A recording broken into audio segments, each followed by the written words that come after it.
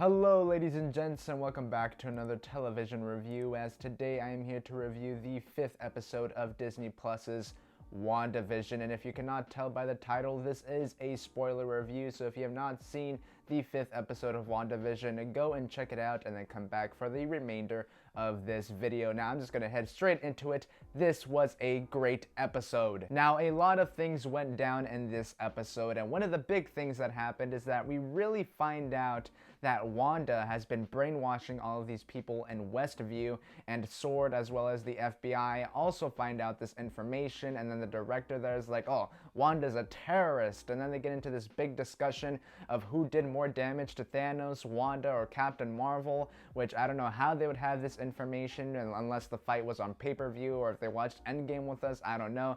But anyways, they find out this information, and then the director's like, we're sending in a drone. And then they send in a drone, and Wanda was not having it. She destroys that thing, and then she walks out of the force field like a complete boss. Whoa, whoa, whoa.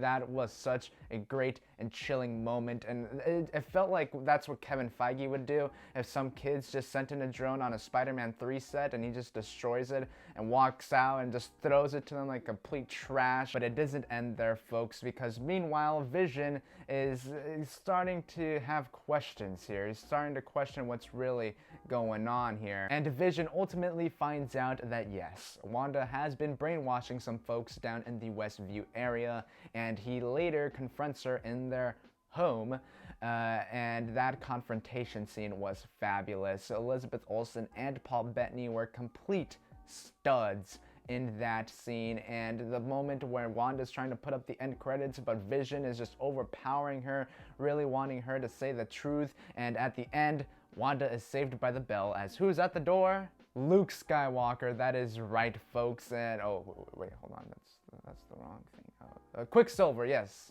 that is who is at the door, and not the Aaron Taylor Johnson one, however, the Evan Peters Quicksilver, and the way they executed that was perfect by first having that doorbell sound effect, of course, and then you're like, oh, is this the Luke Skywalker cameo that Elizabeth Olsen was talking about? And then she goes to the door, she opens the door, you see her reaction, you're like, oh, who is it? Who is it? And you're just guessing on who could it be, you know? And then it cuts to Kat Dennings, and she's like, oh my gosh, and you're like, oh my gosh, who is it? And then they come back to the back of Quicksilver's head, and you're like, oh, it's Quicksilver.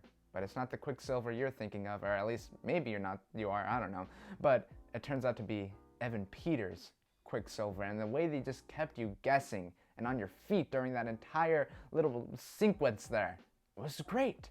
It was great. And just those 3 moments with Wanda coming out with the drone, and the confrontation scene between Vision and Wanda, and then of course the fabulous ending, that right there is what makes this episode the best episode of WandaVision this far. And with that being said, tell me down in the comment section below, what did you think of the 5th episode of WandaVision? And don't forget to like and subscribe, because that is very important. You can also follow me at The Kid Critic on Instagram, or at ADTheMovieMan on Twitter or Letterboxd. And as always, in every single video, look out for the next video or review, and peace.